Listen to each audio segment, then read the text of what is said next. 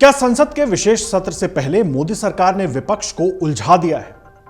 क्या विशेष सत्र के पहले मोदी सरकार ने कई मुद्दों को उछाल दिया? क्या विशेष सत्र को लेकर जो भी कयास लग रहे हैं उनमें कुछ भी दम नजर आ रहा है?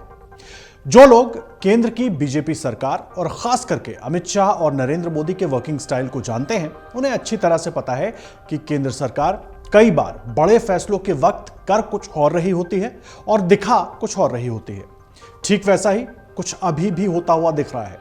ऐसा हम इसलिए कह रहे हैं क्योंकि ठीक इंडिया गठबंधन की तीसरी मीटिंग के आसपास संसद के विशेष सत्र की बात सामने आ जाती है और तब से ही पूरे देश में वन नेशन वन इलेक्शन को लेकर बयान सामने आने लगते हैं, वाद विवाद शुरू हो जाता है, सब अपने अपने हिसाब से नैरेटिव गढ़ने लगते हैं। विपक्ष केंद्र पर हमलावर होना शुरू कर देता है। क्या होगा, क्यों होगा, कैसे होगा, क्या जरूरत है, डर गए हैं इंडिया गठबंधन से, हारने वाले हैं, ना जाने क्या क्या बातें कही गई। सवाल पर सवाल, लेकिन जवाब कोई नहीं, केवल कयास। और इसी बीच तमिलनाडु से एक बयान आता है वहां के सीएम स्टालिन के बेटे उदयनिधि स्टालिन का, जो सीधे तौर पर सनातन धर्म को बीमारी बताकर खत्म करने की बात करते हैं। और ये उनका बयान सामने आते ही पूरी बीजेपी, कांग्रेस और इंडिया गठबंधन पर सवालों के गोले दागना शुरू कर देती है। ऐसे में कांग्रेस पहले ही सनातन के मुद्दे से बचते हुई नजर आ रही थी, क्योंकि आने वाले समय में चुनाव सिर्फ तमिलनाडु में नहीं बल्कि पूरी हिंदी पट्टी में भी होने हैं। और ऐसे में राष्ट्रपति की ओर से G20 के मेहमानों को जो निमंत्रण पत्र दिया गया, उसके मजमून ने एक नए राजनीतिक विवाद को हवा दे दी और इंडिया गठबंधन के दलों को सनातन के मुद्दे से बचने का शायद एक मौका भी, क्योंकि उस पत्र में प्रेसिडेंट ऑफ इंडिया की जगह प्रेसिडेंट ऑफ भारत लिखा गया था।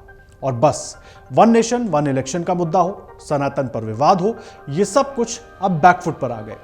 सबके सामने सवाल सिर्फ एक रह गया कि क्या विशेष सत्र में देश का नाम बदला जाना है? क्या वाकई सभी जगह से इंडिया को हटा के भारत किया जाएगा? विवाद अब पूरी तरह से इंडिया वर्सेस भारत के मुद्दे पर शिफ्ट हो चुका है, लेकिन केंद्र सरकार के कामकाज को करीब से जानने वाले इस बात को अच्छी तरह से जानते हैं कि मोदी और अमित शाह कई बार अलग अलग मुद्दों के बीच से एक नया मुद्दा सामने लाकर सबको चौंकाते रहे हैं। और इसका सबसे बड़ा उदाहरण कश्मीर से 370 हटाने को लेकर लिया गया अचानक फैसला था। अचानक इसलिए क्योंकि वो फैसला अचानक सबके सामने लाया गया। फैसला बहुत पहले हो चुका था, उसके लिए होमवर्क पूरा किया गया, लेकिन वो फैसला हुआ बाद में, सामने बाद में आया। अब सवाल यह है कि आखिर इस बार जो विशेष सत्र बुलाया गया है उसमें आखिर होने क्या वाला है? और क्या विपक्ष को सच में इसका जरा भी अंदाजा नहीं है कि विशेष सत्र में क्या हो सकता है? क्योंकि अगर अंदाजा होता तो पहले कांग्रेस और विपक्ष के बाकी दल जो वन नेशन और वन इलेक्शन को लेकर सरकार को घेर रहे थे, अचानक से इंडिया वर्सेस भारत के मुद्दे पर पूरा दम नहीं लगा रहे होते। क्योंकि जैसे ही आज यह पत्र सामने आया, उसके बाद पूरी की पूरी कांग्रेस पार्टी बीजेपी पर जमकर हमलावर हो गई।